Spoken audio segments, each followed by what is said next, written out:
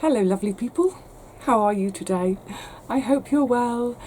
I am continuing on my cats still. Yes, I'm continuing on my lovely bright dry day, and today I really am going to get stuck into the big cleanup, well, the beginnings of the big cleanup. So today is all going to be about bed number one, structures down, empty the compost bin. Now the reason I'm going to empty the compost bin to use it on bed one, the rest of the beds will have to suffice with leaf litter. I'm putting all my compost onto bed one because next year bed one will be the cathedral bed, so it will be squash, and squash are greedy for yummy anything compost. So yes, structures down. Let's see what the compost bin has done after the slight disaster of it in the summer when it just got bone dry. I've been watering it when it's been dry, etc.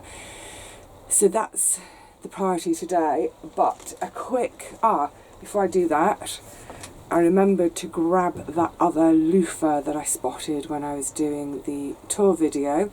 I forgot to do it when I was doing the tour video, sieve head, but I've remembered it, so it feels quite a bit more heavy and substantial than the other one. It's still really green. I'm just hoping that taking it home now it will dry and I'll be able to use it. My thinking is there's no point in leaving it out there now because we are getting so cold. It's so wet, as in green still, that if it gets a frost attack, it's just going to turn it to mush as the frost gets into all those wet cells, as it were, and ruptures them. Then when it thaws out, a soggy mess. So that's coming home with me today. Oh, I've got to tell you, I need to show it to you as well. The other evening, I was chatting with a friend and I couldn't help. I had to have the first pick of the skin off the one I've got at home that's drying. That's half the size of that one. So as we were chatting, we were doing it on Skype so she could see as well. I was picking a bit off and I was going, oh look, you can see loofah inside. It looks pretty rubbish and black and little, but it's something. I will show you that to you. Anyway, so yes, very quickly before we go into the garden, another thank you. This is a thank you to Phil of Lulu the Ladybug. Phil, thank you so much. Phil has sent me a couple of these little grow bags. So they're very similar to they're exactly the same as the ones that Bernadette sent me, that I've got the elephant garlic in now, but that I had the peppers in during the summer. But these are a bit smaller. Much smaller. I think they'll be really useful being smaller actually. So I'm imagining these next year with geraniums. Oh, I need to remember to take the geraniums home as well, the pelargoniums. But yes, flowers, I think, probably, for either the deck or outside the shed. Thank you. Plus, in with those, this bag of, these are supposed to be little planters that biodegrade. So, they're like a sort of cloth, and they're stuck down three sides. Can I open it to show you? So, see my fingers in it there. So fill it with soil, that's its aperture. Fill it with soil, pop your seed in, get your seed underway, and then plant the whole thing. Now Phil had seen, I think it might have been M.I. Gardner, I'm not sure, someone in the States using these with, with good results. I'm not sure. When I try anything, I'm really happy to try new things. When I'm trying something new though, I'm a bit cautious, so I won't do everything in these. I will still use some of my paper pots and the myriad plastic pots I've gathered and scavenged over the years. So yes, I'm looking forward to trying those next year. Thank you so much, Phil. And I have to say, just continuing almost from the previous video, and I was talking about the seeds you guys have sent, a combination of the nets from Phil, the Enviromesh from Kevin, the bean poles from Kevin, thank you so much everybody. I have everything I need. I don't need anything else. But thank you, thank you, thank you. You've all proper set me up. Thank you so much. Oh, and talking of scavenging, just one last thing. I've been scavenging plastic bottles. Plastic bottles, plastic on your allotment, Vivi, what are you doing? So this is an idea I'm going to try that Paul does on his allotment, from Richard and Paul. They put the bottles on the ends of canes in their beds as a bit of a prevention against pigeon damage and fox damage. So what Paul reckons is that as they rattle and sort of maybe as the light is glinting off, it just puts the pigeons off enough to stop them pecking at the brassicas, keep the foxes away from getting too curious. So I'm going to give that a go, ostensibly where I've got brassicas, but I may put one in bed number 1 where I've got my my broad bean tunnels, which, as I showed you in the tour video, the foxes have trampolined on them. I'm going to give it a go. I don't know if I'm going to like having them, because I'm just thinking, especially on a day like today where it's a bit breezy, if they're going to be rattling all the time, they might do my head in. It may be that I just get used to it. Anyway, I'm going to give it a go. I think I've managed to get 3 bottles. I'll keep looking out in bins for some more. Right. It's time to get into bed number 1 and start dismantling. Oh, just before I do, sorry. What I was meaning to say is I have 4 main beds, and therefore I operate a 4-year rotation. And all that means is whatever was in bed number 4 this year, next year it will be in bed number 3. What was in bed number 1 will go and become in bed number 4. Oh, hissing cats again. This works great for me. The only thing is, where I've got 2 rows of bean arches, it means that they're not on a 4-year rotation because there's 2 of them. It's like having 2 beds in use. If I hop 2 beds, the long and the short of it is, I'm going to be taking down my bean structures from bed number 1 today, but that will have bean structures again next year. Will it? Yes, because between beds 4 and 5 is the herb bed, there's no space for them. So it's going to have bean arches again next year. I'll take the arches down, but I'm going to straight away be thinking about next year's beans and doing a little bit of preparation to give them a helping hand next year. So without further ado, come on, get your wellies on, let's go and do some dismantling and some prep for next year. I'm going to start with the bean poles before I even think about what's inside the bed, just so it gives me just a bit more sense of space as I'm working. Right, bean poles. I'm not going to show you the whole thing because it's probably going to take me best part of an hour to do all this, and well, my camera battery will fail and it will just be boring. So I'm going to quickly just show you on this one how I get them down, which I found over the years sort of ergonomically is the easiest way to do it, especially as there is with the gigantes where I've got lots and lots of foliage still. So for each bean I'm simply going to snip it at ground level. So the roots are still in the soil. Now that I've snipped them, all those lovely little nitrogen nodes, that's going to sort of help release nitrogen back into the soil. They are going to get a little bit of a digging down there, which I'll show you later in an hour when all this is done. Then I'm going to just quickly, I keep forgetting to bring my knife down, never mind, I'm just going to snip away all my knots, my string knots. One of the reasons I like to use string is, as opposed to cable ties, I know cable ties are quick and easy, but single-use plastic, nah. The thing about this string is it's organic jute, so I tied this really tightly. I did not want this falling down in the wind. Come on, Gertrude. Yeah, the reason I like to use the organic jute is It just means that at this time of year when everything's coming down, any of that string that drops on the ground, so what? It doesn't matter. It'll rot and compost. So I freed my pole. It comes out of the ground, nice and easy, with the whole plant on it. And then simple, starting at the bottom, scoot the plant off, up towards the top. Comes off dead easy. And then I'm going to have a massive pile of this. Actually, not so much from this row, because the foliage disappeared ages ago. Then I'll have a pile of this stuff. I'll just get it all snip, snip, snip, snip, snip, snip, snip, snip it down, chuck it on one of these beds. Yay! What could be simpler? Simple but time consuming. I'm going to actually look at my clock, see how long this takes me. I'll come back to you when it's all down. Bean poles are all down. Gosh, doesn't it look big suddenly? Oh, big and starting to be bare.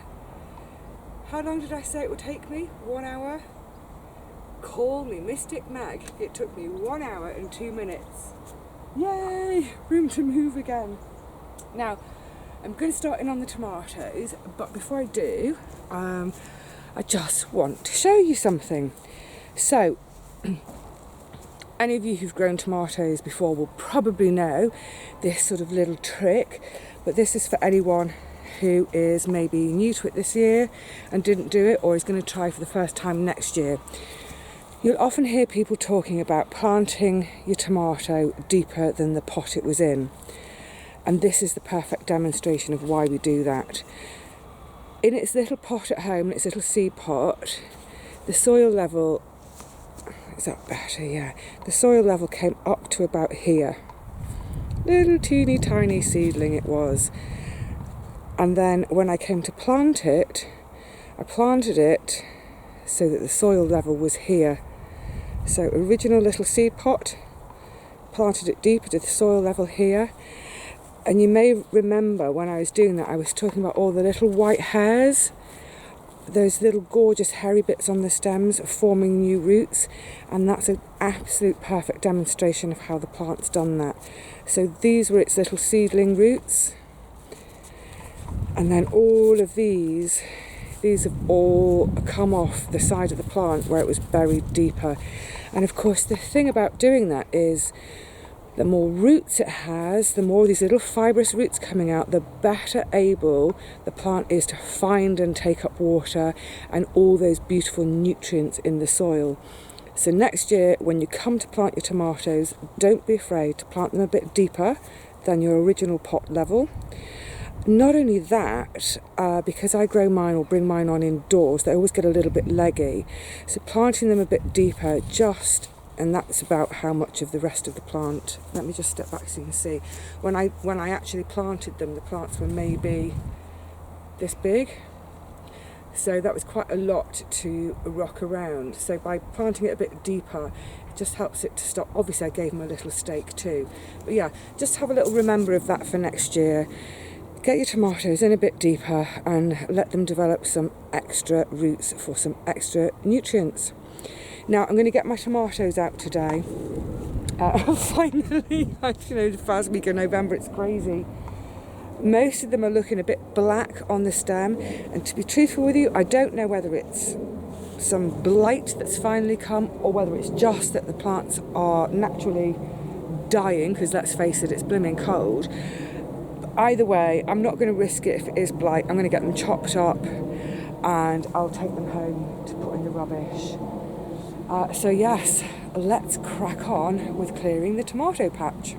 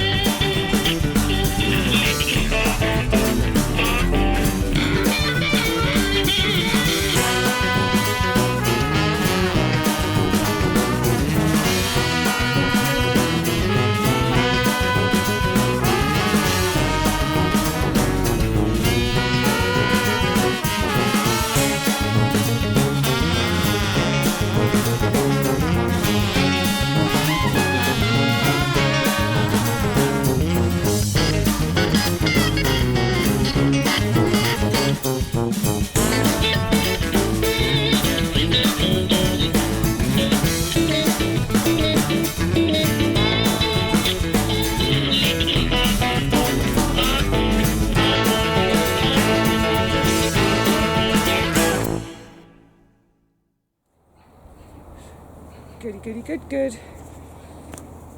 Oh, 1 row down, 3 more to go. Cracking on. Apart from occasional sort of gusts of a breeze, it's suddenly gone so still and quiet.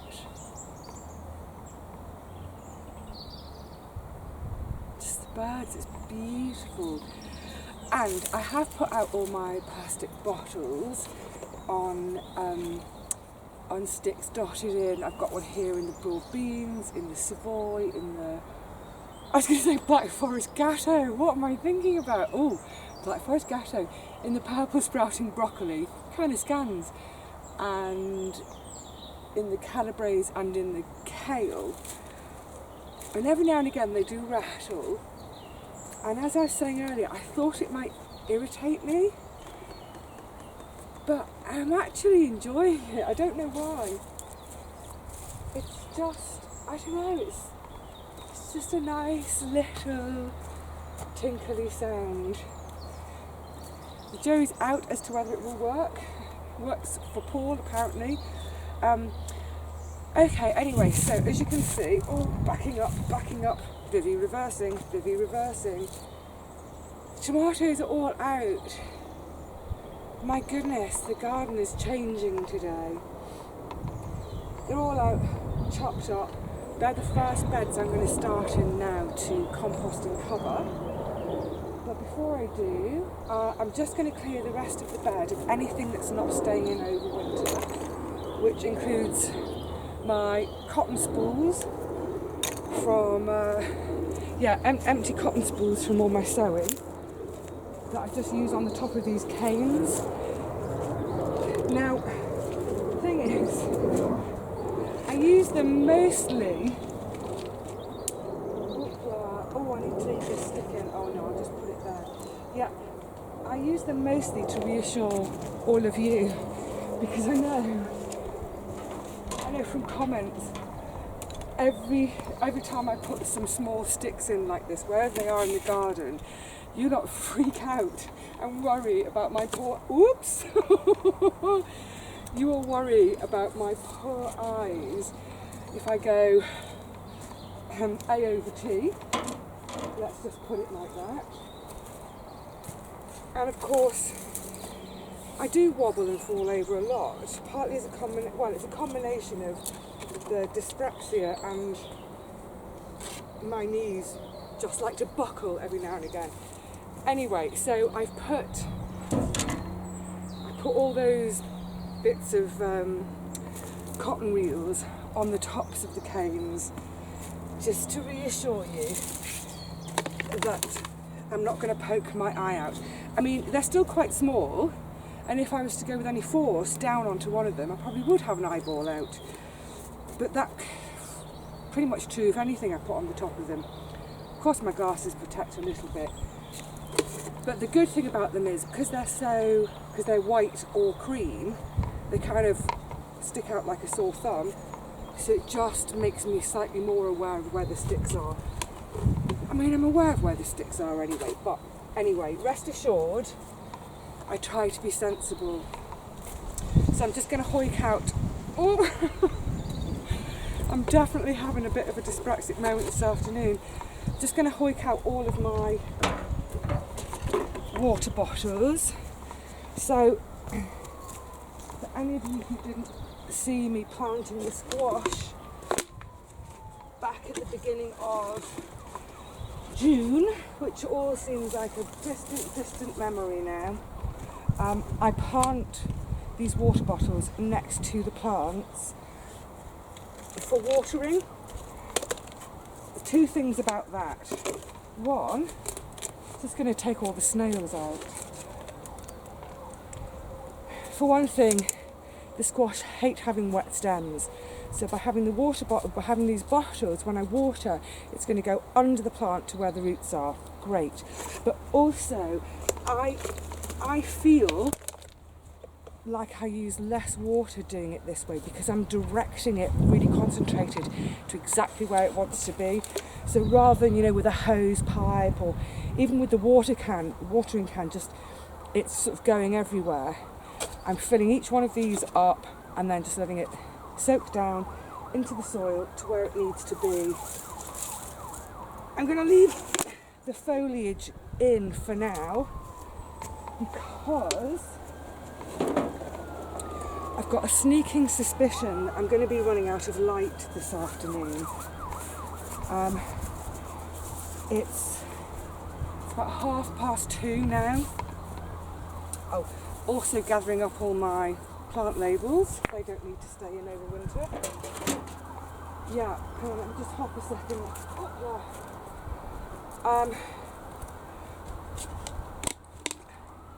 It's 2:30 now. I definitely think I'm going to be running out of time and not finishing this bed today. And I can tell you for a fact, these are not getting washed and put away nicely today. They're going to be getting dumped for me to deal with another day. So that's like everything at the moment. Just dump it and deal with it another day. It's interesting to note how long things take, and I have been noting it a bit more recently because, as I was saying the other day, we've had loads of new people starting on site. About 5 or 6 pots newly kind of tenured, is that the right word? I don't know. Anyway, tenanted in the last few weeks. And one of the committee members was asking me about timescales and commitment and stuff because she thought it'd be useful information to pass on to prospective plot holders. So she said to me basically, how much time do you spend in the garden each week to have your garden like this? And obviously it depends, because if you get a new plot and it's overgrown, you're going to spend quite a lot of time initially getting it cleared. But I was reckoning to her that I'd probably do about 3 or 4 hour sessions per week. So about, say, 12 hours a week. Now, a couple of years ago, before my knees got so rubbish, I would have probably done that same 12 hours work in 8 hours. And so I would have quite happily come down on a Saturday morning and a Sunday morning, depending on work. So I did say to her, I don't think you can put a finite amount of time on how long things take, although I'm now timing myself because it's quite interesting. I find it interesting. I said to her, I think the best thing to advise new people is it's not so much how much time you spend each week, it's the fact that you need to make that commitment to come here at least once a week for 2, 3, 4 hours. If you come, one Saturday and work for 8, 10 hours, if you don't then come back for another month, pretty much all that work you've done is going to be on its way to being undone. So don't think in terms of time, especially if you're going to get a new plot next year. Don't worry too much about how much time. Just think to yourself, can I take this on? Can I commit to coming to this place every single Saturday for the rest of my life? Or however long. But yeah, just think in terms of, can I commit to 1 day a week or 1 morning a week down here? No, I'm leaving all that, aren't I? Because I've just spotted another cotton reel. Hopla! Yeah, okay, that's all the stuff out of the beds. It's time, I think, to go and empty the compost bin and start to get some compost on the ex-tomato bed, which next year will be the cathedral bed. Right, come on, let's get to the compost bin.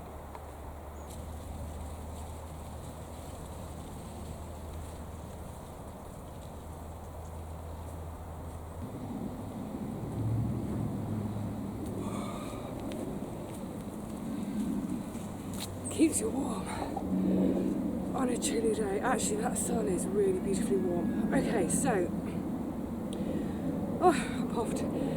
This is 1 barrow load from the compost bin, and it's a mix of, some of it's really quite composted down, other stuff is really still quite green. Doesn't matter, it's all going to go on, and over the winter it can do its own thing, and the worms can come in and do their thing. just before I put it on, I want to show you a couple of things down here in this bed. At this end, something I was referring to right back at the beginning of this video, which frankly, it seems like days and days ago. In your time, it's only a few minutes ago, but my goodness, I've been here all day. Let me show you what I'm talking about. Okay, so here it is, this year's now ex-tomato bed. And if you were viewing in the summer, you'll remember that I had all this cardboard had been over the soil over the winter protecting it. So all I did was fold it up, put all my bricks and stones on it down the middle to act as sort of mulch, and then sowed either side or planted either side. And then both sides of the bed had a really, really deep mulch of grass clippings, leaf litter, etc., etc. Gosh, there's about 2 inches on there, and you can see it's all gone. It's all gone, so it's all, you know, been chewed and taken down there. And actually, considering this is folded up 2 layers of cardboard, loads and loads of that has been chewed as well. And actually, just now when I was taking the bricks off, there were worms in the middle of their meals. So sorry about that, worms, but I'm going to give you more to eat now. That nasturtium on the end, I'm just going to leave it, chuck stuff on top of it, get it covered. It will be fine. It's just, I mean, it's going to die off very soon with the frosts anyway. And then just here, right at the end of this bed, I've dug another trench because this is going to have beans again next year. And again, this is something I did last year. I haven't done it for a few years. I kept forgetting or time or whatever, but dig this little trench. It's maybe 8-10 inches deep, maybe not even that. But then all I will do over the course of the winter is any sort of bits of kitchen scraps, garden rubbish, I'll chuck in there. Then come the spring, scrape this soil back over it, and that will just help. Firstly, the beans will love all that lovely stuff to tuck into, but it will help with the moisture retention, and it massively, massively helped this summer. There were days when I came to water, say the day after I'd watered, and so much else of the garden would be really, really dry. But then where these trenches are, it would still be quite moist. So yeah, that's an ongoing thing for the winter, but for now, it's time to get this load onto here. Yay!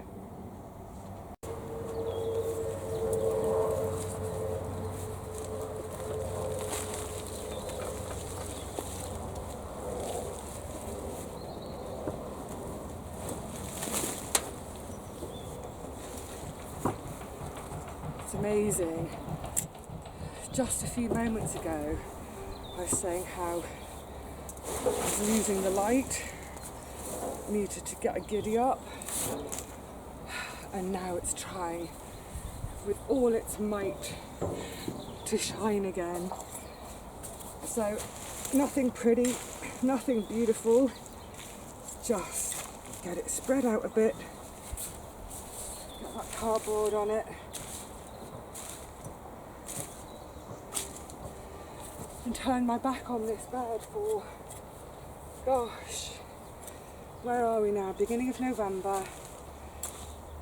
I won't even be looking at this bed until next, maybe the beginning of May, pretty much at the earliest. So November, December, January, February, March, April, May. 7 months. Wow. Is it really 7 months until May? But of course it's, because it's going to be the cathedral next year, it's going to essentially be mostly squash plants, and yeah, they're tender. They won't like going out too early. Let's have a little bit up on there too. Goody goody, time for cardboard. I tell you what, it does feel really, really good to be getting on with this job today. Even though it really, really sort of signifies the end of one growing year. Excuse me a second. I mean, obviously there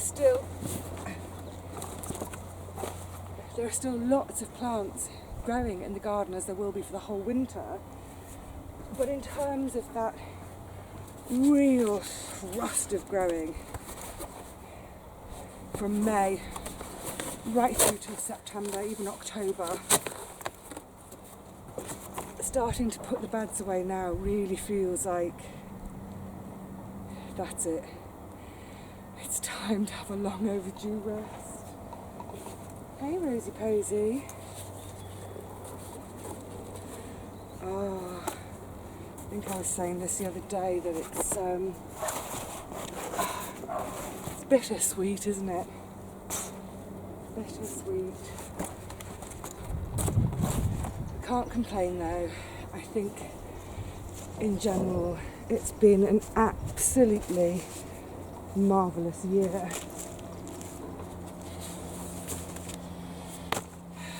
And on days like today, when the rain finally packs up for a bit, it just feels like this is somehow, it's stolen time. It's bonus. How could we have been expecting this? Oh, beautiful. I'm not going to get the rest of this bed finished today. I'm getting a bit weary.